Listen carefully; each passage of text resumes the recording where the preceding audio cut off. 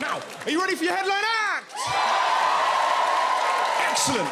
Now, you may have seen this man on the brilliant Channel 4 sitcom Catastrophe. His name is Rob Delaney. You're going to absolutely love him. So please go wild and crazy for Rob Delaney!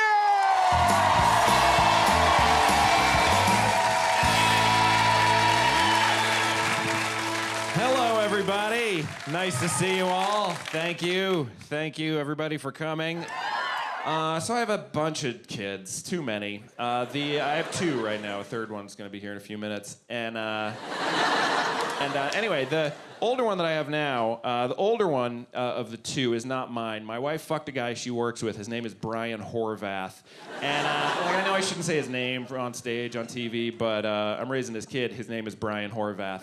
And I don't begrudge my wife. I travel for work a lot, and what's she gonna do? Not fuck him? So, and the way I know he's not mine is like, I look like what I look like, which is this, and then my wife is a beautiful, blonde, blue-eyed hillbilly from the mountains of western North Carolina. Anybody seen the movie Nell with Jodie Foster? The one where she lives in the woods and is like, chicka-pug! Like, that's my wife, exactly. And then further on the spectrum is our son, who is the blondest, blue-eyed. His hair is like white corn silk at the bottom of the ocean, wisping about. His eyes look like lakes in northern Norway. You know where they see the sun for like 20 minutes a year, and then everybody runs out of their hut and stabs a goat and then runs back inside? He's a beautiful Aryan angel. He has see-through, translucent skin. You can see his organs and his bones. He's so beautiful. Like, if Hitler saw my son, he would be like, and I have to be like, Hitler, hurry up. Such a Hitler, that guy. I don't fuck women who aren't my wife, typically.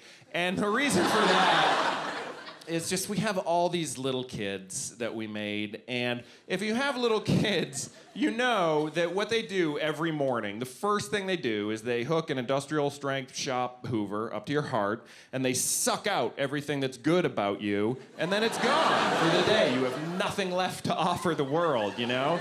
And so if after that you put them to bed and then your spouse is like, I have a need or a feeling, you're like, why the fuck would I care? And then if after that I got a text message from a mistress at like 10:30 p.m., I'd be like, the kid don't even have time to take a shit in my house. So that's why I don't fuck women who aren't my wife. It's not that I don't want to, it's just like clerically, I don't know how I would manage my diary to do that. It's more of a time management thing. Not because I love her, I'm just giving you a break. I mean, I wanna fuck other women, but I wanna do it about as much as I wanna be an astronaut, you know? Like, I'm sure it would be the greatest thing in the universe, but fuck you if I'm gonna put in the elbow grease. Thank you for laughing at that. As that joke was coming down the pike in my brain, I was like, I hope they have elbow grease in England. I don't know. That's a weird expression. Glad that you've got it. I buy my groceries online right now, which is cool. It's fun. It's not perfect, though, yet. The technology isn't perfect. Like, and also, it's too much power, I think, because I can be sitting there in my underwear, maybe, and I hit a button on my computer, and then a farmer gets like a jolt in his cerebral cortex and then stumbles out of his outhouse and walks up to a cow with a gun and blows his brains all over the ground, and then throws that into a blender, and then pours that into a trash bag and mails it to my family, and then I feed it to them. That's just crazy. You know, that's too much power. And I know that's not exactly what happens, but it is. That's exactly what happens, and I shouldn't have that power. I hope it's okay. Do you mind, is it weird if I do a commercial in the middle of my set? I'm gonna do a quick commercial for fingering, because I just learned how to do it a couple weeks ago. I'll be 40 soon, and my wife pulled me aside because she's like, what you're doing down there, I hate it, I hate you, you're damaging me. Here's the thing, when you're like, 10 or 11 or whatever, what happens is some neighborhood elder, some friend's older brother or whatever is like, all right, gather around, youngins, and he's like, here's what you do. You take your middle finger and you pretend it doesn't have knuckles, so it's just like a straight, imagine if you like dug up an obelisk from the Egyptian ancient desert, and it's just a horrible implement, and you throw your fist down her trousers, and then just nobody should enjoy it, and that's what you do. And I was like, okay, and so I just did that just for decades, and so the other day my wife was like, hey honey, you got a second? And I was like, yeah, well, sure, of course. This is how we talk, and she goes, listen, you're harming me.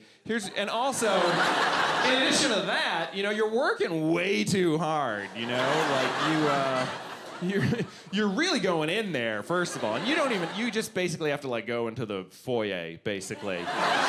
And it's more of like a I mean, you're burning no calories. It's just Sunday afternoon. I'm like, all right. And she goes, do you want to give it a shot? And I was like, okay. So I was like,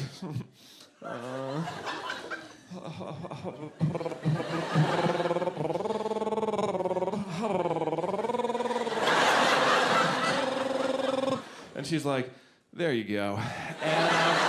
And so now I know how to do it, but I feel terrible because there's like women all over New England and New York that I've damaged. I want to put an ad in the Boston Globe or like a Groupon that's like, did this man finger you? You get a do-over. And just roam the countryside and be like, hey, Mary Ellen, I know it's been forever, but check this out. And she'll be like, Gary, get out here. And I think even if she's married, he won't be mad. He'll be like, get the fuck, I thought it was her, so it's a well, son of a gun. Thank you, brother. I would like to grill with you. That's how men communicate with each other. Just burn meat together, throw it at each other. So we got the third one coming along. Who cares? It's special when the first one comes. Subsequent ones, nobody cares. But I can remember when we came home from the hospital with the first one. It was so amazing, and I was so proud of my wife. I remember we spent like 4 days in our bed, just didn't leave, just staring at the baby and at each other in disbelief. And I remember after a few days, my wife said, honey, could you do me a favor? And I was like, yeah, I mean, after what you've just done for us, yeah, I mean, anything, you name it. And she said, would you take a look at my vagina and tell me if it's still there? And I said, no way. No. I mean, no. And she goes, all right, well, listen, after you fall asleep, I'll cut your throat to the bone, and you'll probably maybe bleed out in a minute, and then I'll raise this kid on my own. And I said, you sure I can take a peek? And so I kind of worked my way down her body, and I was so nervous that I was gonna find like a billowing ham blanket held together with like staples and yarn, but I didn't. The vagina is amazing, and it had already gone like and fused back into the little enchilada that I know and love. So I just gave it a little kiss and said, baby, I'm so proud of you. Thank you very much, ladies and gentlemen. Thanks a lot.